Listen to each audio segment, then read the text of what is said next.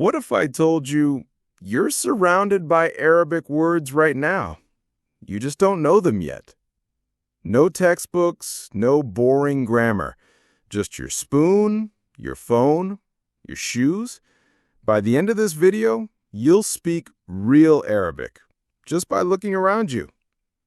Ready to unlock the Arabic hiding in your everyday life?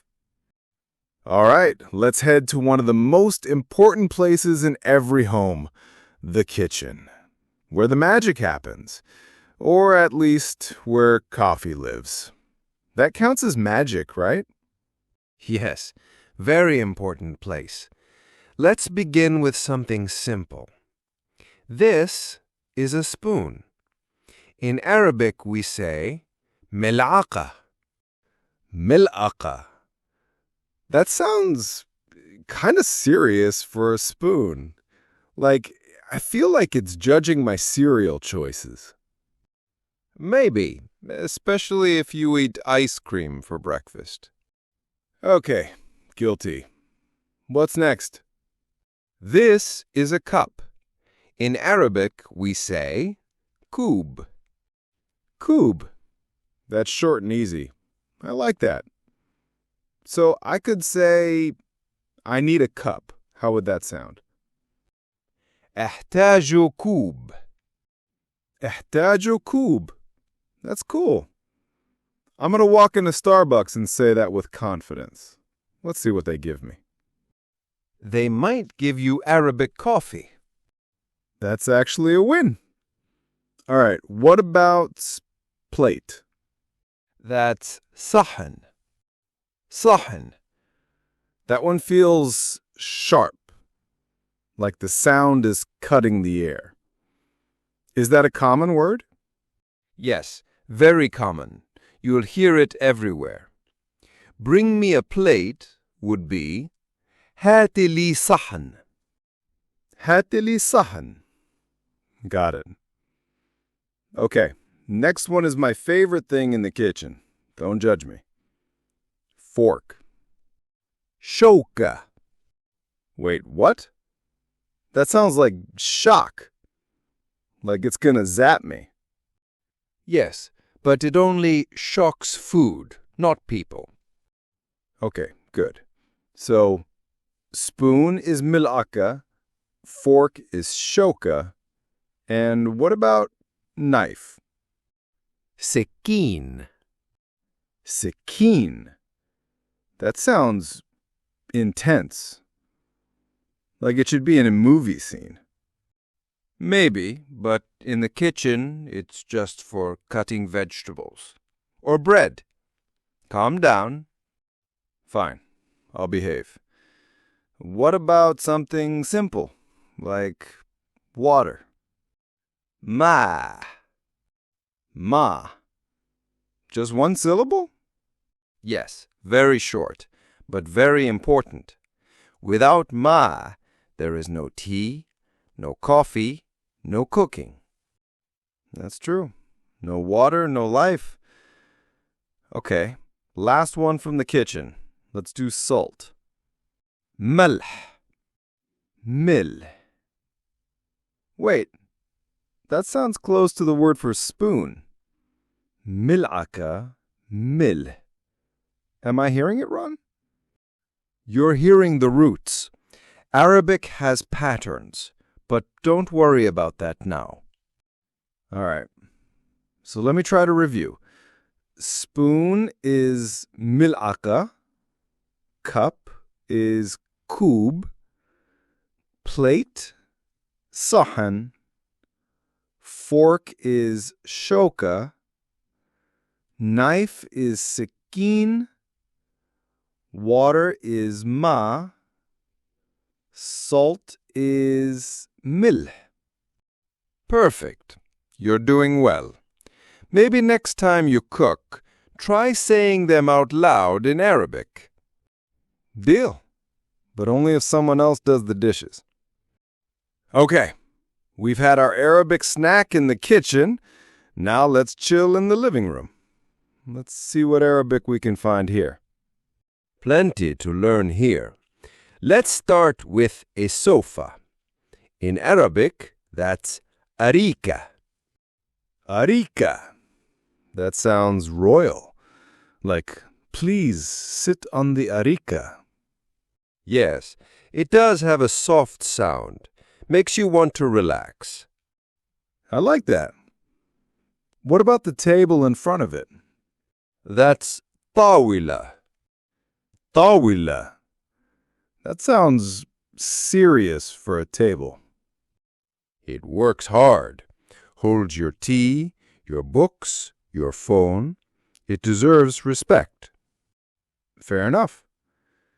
So, sofa is arika, table is tawila.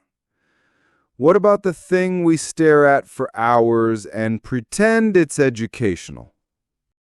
You mean television? That's tilfaz. Tilfaz. That's easy. Sounds like the English word. Yes, borrowed from modern usage. Many Arabic words today take influence from other languages. That helps. Now, what about a book? I know a lot of people still read them. Some. Not many, but some. Book in Arabic is kitab. Kitab. Oh yeah, I've heard that in religious context too, like people of the book. Exactly. A very old and important word in Arabic. Nice. Let's say I'm reading a book. How do I say that?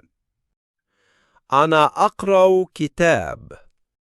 Ana aqra'u kitab. Got it. Makes me sound smart already. All right, what about the thing that never shows the correct time? The clock? ساعة. Sa. Wait, isn't that also the word for hour?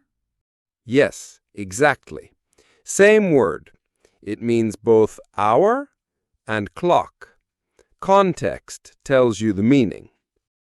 Interesting. So I could say, where is the clock? How? أين الساعة? Aina sa. All right, I like that. What about the light? Like the one above me. That's ضوء. Dope. That sounds deep. Almost like you're announcing something important. Well, light is important. Okay, last one before I fall asleep on this royal sofa. What's the word for curtain? ستارة. Sitara. That's elegant. Like a stage curtain. Yes, same root. It covers, it hides, it reveals. Okay, let's review before I forget everything. Go ahead. Sofa is arika. Table is tawila. TV is tilfaz. Book is kitab. Clock is sa'a. Light is daw. Curtain is sitara. Excellent. Now you survived the living room. Barely. That arika is calling my name. But we still have more rooms to go, right? Yes. Bedroom next? Perfect. I already feel sleepy. All right. Now we're stepping into the most peaceful room of the house. Or the messiest. Depends on who's watching. Let's call it peaceful for today. We begin with the bed. In Arabic, that's sarir. Sarir. That sounds cozy. Like something you say with a blanket on your face. Exactly. You don't say it loudly. You whisper it from under the covers. Nice.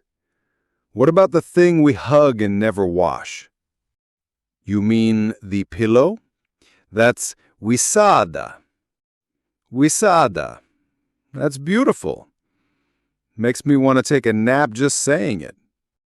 Maybe later. Next is the blanket. بطانية. بطانية.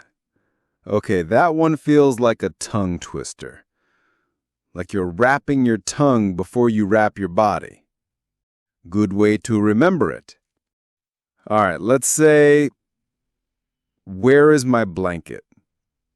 How would I say that? أين بطانيتي? أين بطانيتي? Okay, not bad. Now, something very important, the lamp. In Arabic, it's misbah. Misbah. Oh, that sounds ancient. Like something from a storybook. Yes, it's a very old word, even mentioned in the Quran. Wow. So how do I say, turn on the lamp? شغل المصباح. شغل المصباح. Got it. Okay, now what about the thing we stare at for no reason when we wake up?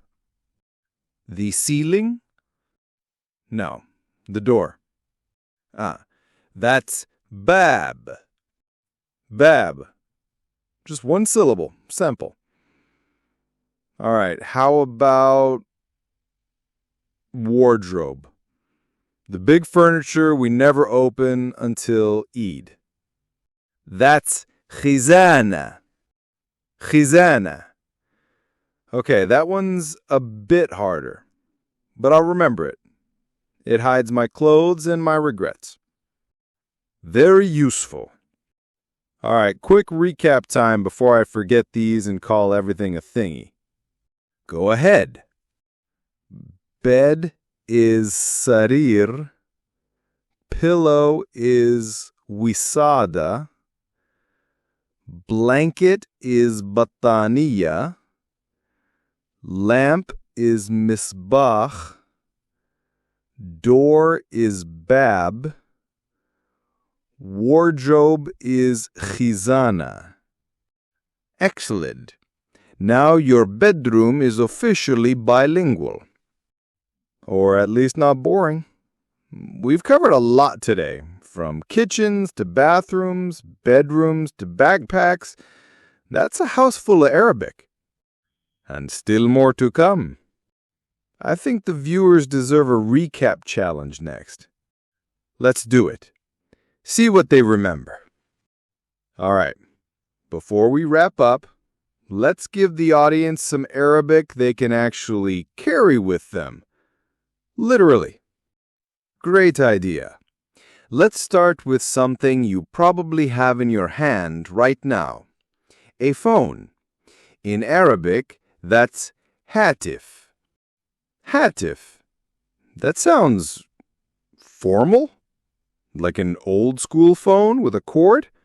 Yes, but it still works for your smartphone. You can also hear jawel in some places, especially in Gulf countries. 2 ways to sound smart. I like that. Next, the one thing people can't leave the house without, their keys. Keys is mafatih. Mafatih. And one key is miftah. Miftah. Miftah. That sounds powerful. Like a word that opens doors, literally. Exactly. One of the most beautiful words in Arabic. Okay, what about shoes? Hidha. Hidha. Hey, that's sharp. Sounds like something you say before stepping into battle. Or just stepping outside. Fair. Now let's do bag, like a backpack or purse. Haqiba. Haqiba. Haqiba. Sounds polite, like your bag is well behaved. Let's hope it is. All right, now imagine I'm running late, panicking and yelling, "Where's my phone? Where are my keys?" How would I say that? أين هاتفي؟ أين مفاتيحي؟ أين هاتفي؟ أين مفاتيحي? Perfect. That'll weigh me tomorrow morning. It'll sound more elegant in Arabic. All right, quick recap of this carry-along list. Phone, هاتف, key, مفتاح, keys, مفاتيح, shoes, حذاء, bag, حقيبة. Solid. Now you've got Arabic in your hands, on your feet, and over your shoulder. That's how you carry a new language with you every day. All right, we've covered a lot today, from kitchens to bathrooms, bedrooms to backpacks. Let's do a rapid-fire recap, Arabic only. جاهز? Let's go.